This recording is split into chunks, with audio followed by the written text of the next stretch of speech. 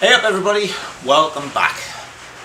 So, first thing is, you notice I haven't got my hat on because it's soaking wet, it's pouring with rain.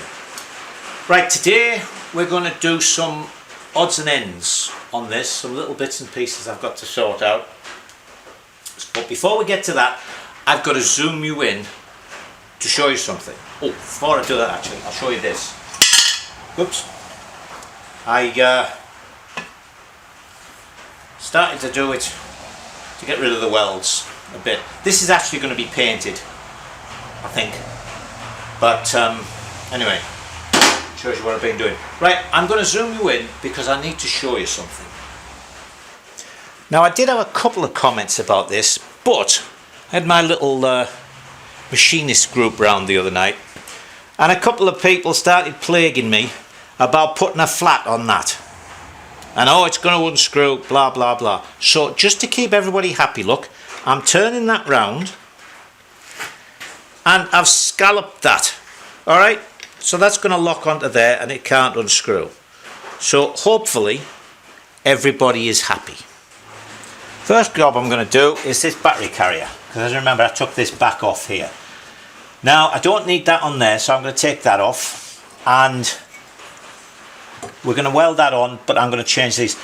I was just looking in the Norton parts book, and what happens is the battery goes on and then there's a little piece of angle iron, that's a little piece of angle that goes on this corner, the top front edge of the battery, and it sticks out a little bit, and then there are two rubber sort of straps that hook on there and hook on the end of that piece of angle. So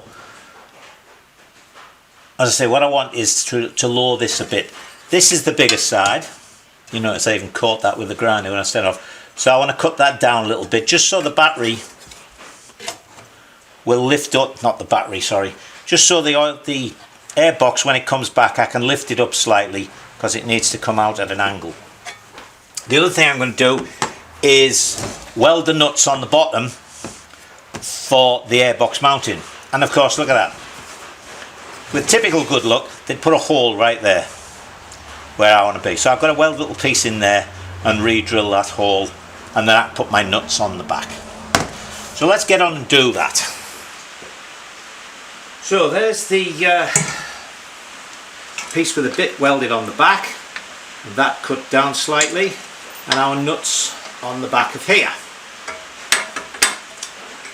So we can now put this in. He says, there we go. I always forget how this thing goes in. And that goes in there like that. There. That goes in there behind the spacers. The bolts go through.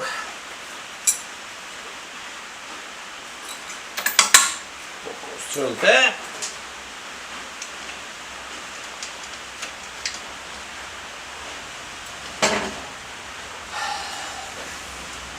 Then this just fits in there like that, and somewhere around here there's a couple of holes. There we are.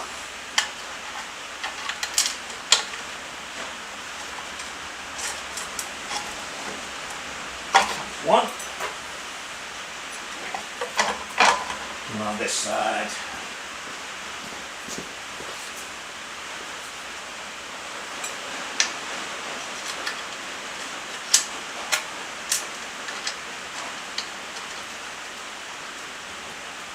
And there goes the other. So I'm not going to bolt this down until I put the carbs back on and the rubbers on, because I need to move this around. Actually, I might be able to do it like that. Oh, getting the carbs on will be different. Okay, so let me put the carbs back on, then we'll put the hoses on, and you can see that. And where is it? Hold on a second. Actually, this is the one thing that I haven't tried. This is the battery, which actually I bought for my six-wheeler. Does it go in?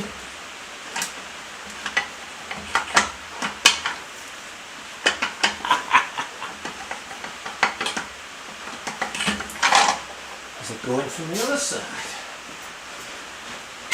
Of course it'll go in if I take the airbox off, I was just wondering. No, so you can see what I meant about how close all this is. We'll just take those out.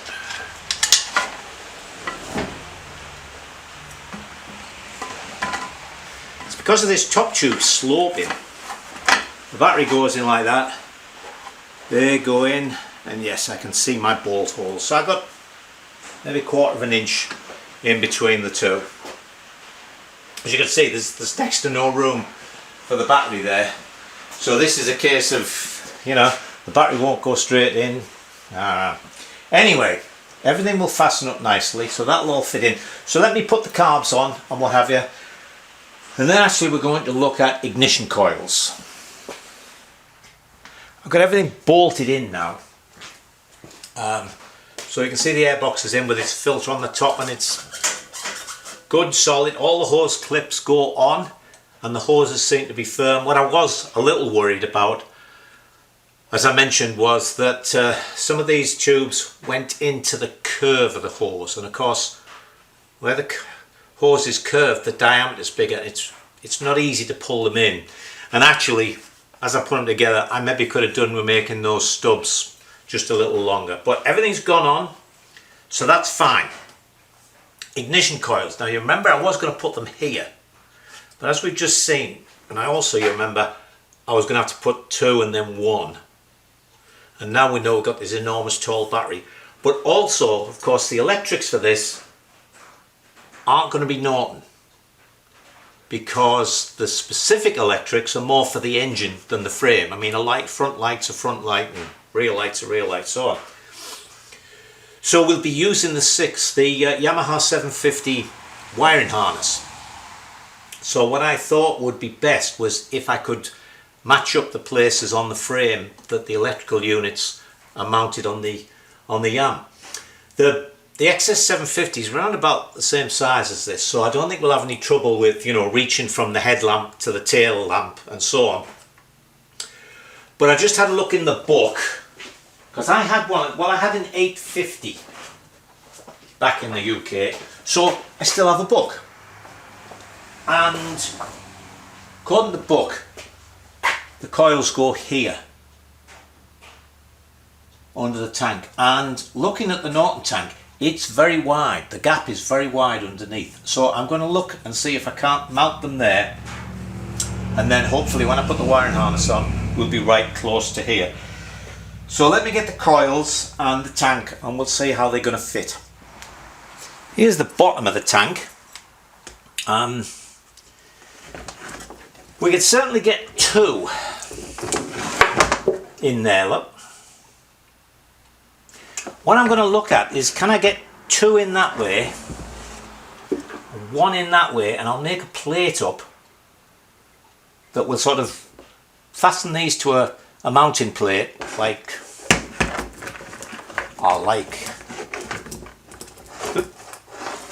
sort of like that, and then the mounting plate can go up and just bolt onto the frame, and then we'll put the tank on. So let's put the tank on and see how much space, or where these spaces are on the frame. I don't know whether you can see up under here, but the first part we were looking at here is actually right to the tube, so I couldn't do the 2. I could do 2 underneath. As you can see, there's plenty of space for that, but I couldn't do 1 above. But that wider portion of the tank is back here, and I am pretty sure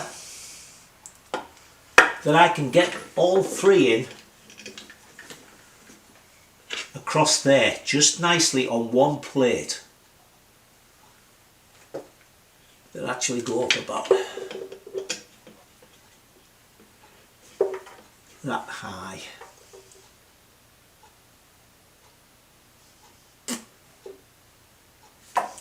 Maybe I can turn round, because there's quite a lot of cable. Well, no, there isn't maybe that much cable with them round like that. No. and they would have to be pointed forwards. But I think the only one again is the middle one. See, the side ones I can stick up, but the middle one, because of the length of the things, is going to have to be there, and that's sort of right on the engine. Let's second. Mark that one there and one there. Yeah, it's sort of going to be 2 on one side and 1 on the other side. So let me make up a plate that I can mount all 3 to, and then we can move it around and see what's what. Alright, forget everything I just said. I didn't like them there. The more I looked at it, although it was clear of the engine, I thought that's going to be pretty close to all that heat. So I looked in the XS750 book, and the way they mounted was separately and offset slightly right up under here. So I started to look, and I found you even mount them on there. The 2 of them will mount down there, and one of them, if I can put a bracket, I'll put a little bit of plate in between these top tubes, will go in there. The tank will go on and everything reaches. So that's what I'll do. Let me move you around a fraction. I just got this top one held in with some tape, but as you can see there was actually even a little hole on each side that I could mount these in, so they will fit in nicely. I'll make a piece of plate to go there, and then as I say, I'll put a piece of plate from top tube to bottom tube there with the 2 holes in to go in, and they're nicely out the way. I say everything fits the way they were on the Yamaha frame, so again our hope that the wiring harness will fit straight on is pretty good, and I think, you know, now we're right in the air, I don't think we'll have any problem with cooling. So let me cut some more metal, and I'll make up a couple of brackets for them. I've tacked the extra bits on. I've put one coil on the other side. This one, instead of being actually in the middle between the 2 tubes, is on the outside, because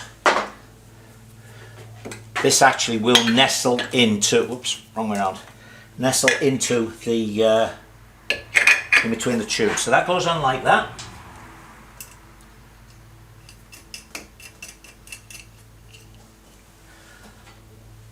That one goes on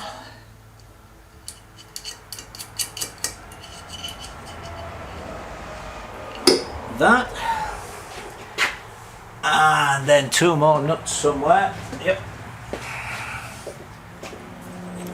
And that one goes on there. That.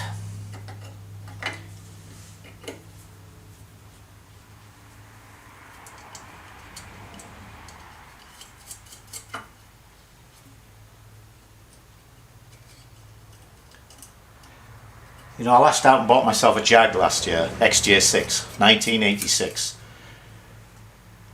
And it had been in California, so there was no rust or anything on it. It only had 48,000 miles on it when I bought it. So I took it to local people who were recommended for Jaguar for me, and one of the things they did was put a new water pump on it. I went out for a drive the other day. When I come to it, a big pool of antifreeze underneath it. When I look, it's leaking from the where the water pump's bolted on. So good job they made of that, didn't they? Right, not as good a job as I make of things. Ho-ho. So there they are, look, and as I say, they all reach to where they're supposed to reach. And this one's got the very long one on, which goes round, and that reaches to there nicely. And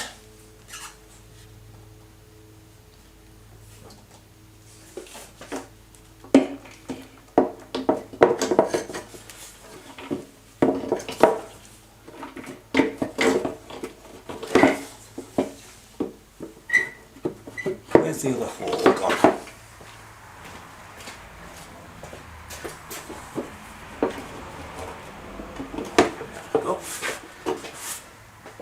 There we go. We have a couple of bits of foam somewhere that go under the back to raise that up.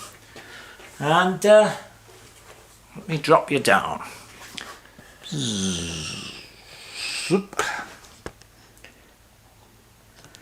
There they are. Nice and neatly under there. This is down on its rubbers. So that should be up at the back a little bit like that. Yep, that's down on its rubbers, so it's not catching on anything. Got nice little gaps. They don't look to be too obnoxious there.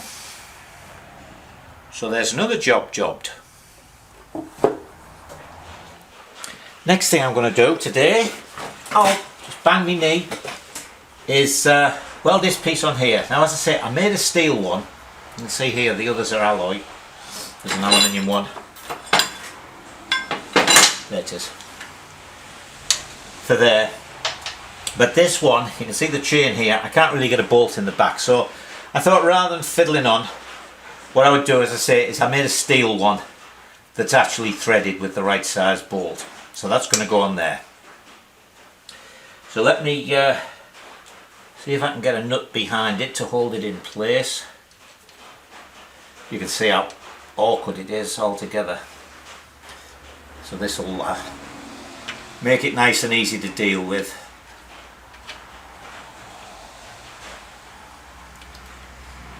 Ha ha ha.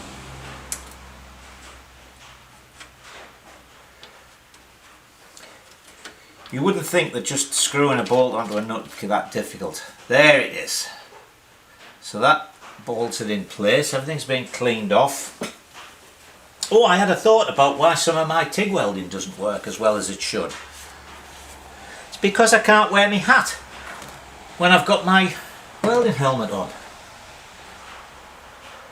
Alright, let me switch the welder on, which of course is quite close and is going to make a noise.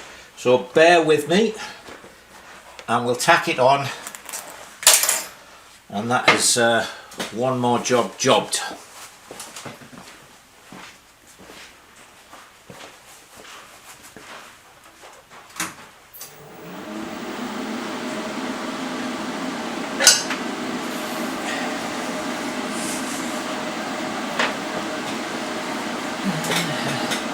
I've also actually ordered myself one of those little finger things for here, because even here it's a little awkward to get to the foot pedal, but sometimes, you know, when I'm working on the bike, I need to be able to just get in somewhere and then I can't work the foot pedal.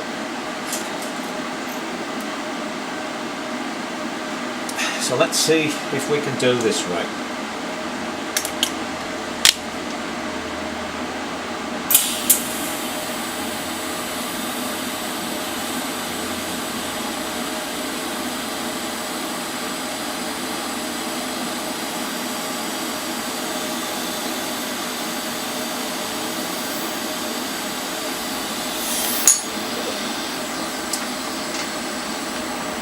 Alright, came off there a bit quick before I'd eased off the argon. So anyway, that's tacked on. I'll put a few more tacks on so it's firm, and put the Z plate back on, and then we'll come back. Right, so let's put our Z plate on. Something like that. So it goes through there. Ooh. There we go. Now this one should go straight on and hold everything nice and solid now. So that one's going to... There. So if we did this right,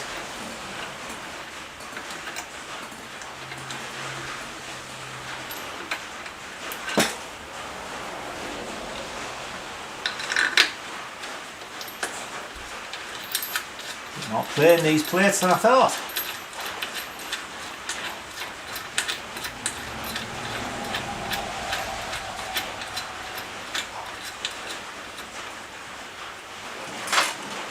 There we go. So that is now actually on there, nice and tight. So we can screw our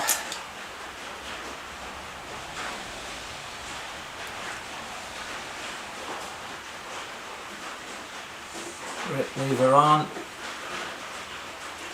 Not brake lever, sorry, gear change.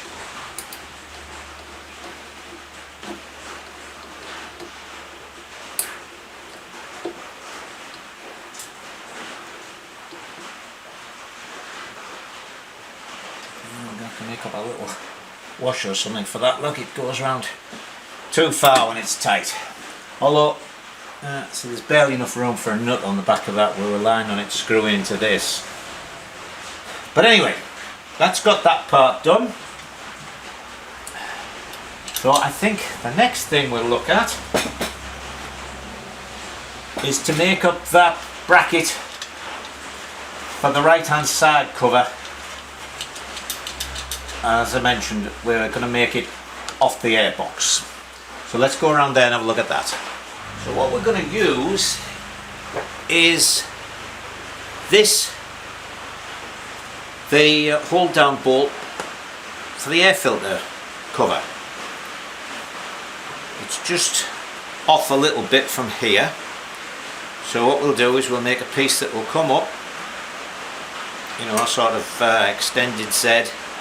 Flat at the bottom, come up at an angle, flat at the top, and again weld a nut onto the back of it to make that captive, and then I can get at both of these. See, with the saddle off I can get at both of these bolts, so taking it off would be no problem, and that way nothing's fastened onto the airbox. So as you know, we've got to do this jiggle to get it in and out. We should be fine. Alright, let me get some, I think 1/8 inch, 1 inch strip, and I'll bend up the start of that. Piece I've made, nut welded on that side and just a hole on this side. So that goes on there. Plus this bolt's a bit long, but I don't have any of the 3/4 inch ones, so we have a place here called, well, there's a couple of them, but one in particular, a company called McMaster Car. And honest to God, doesn't matter what you want, they've got it.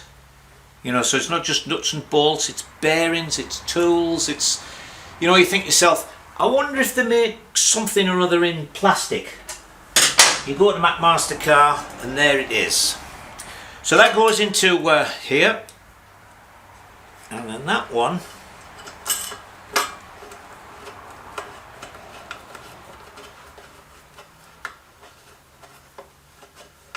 goes into there,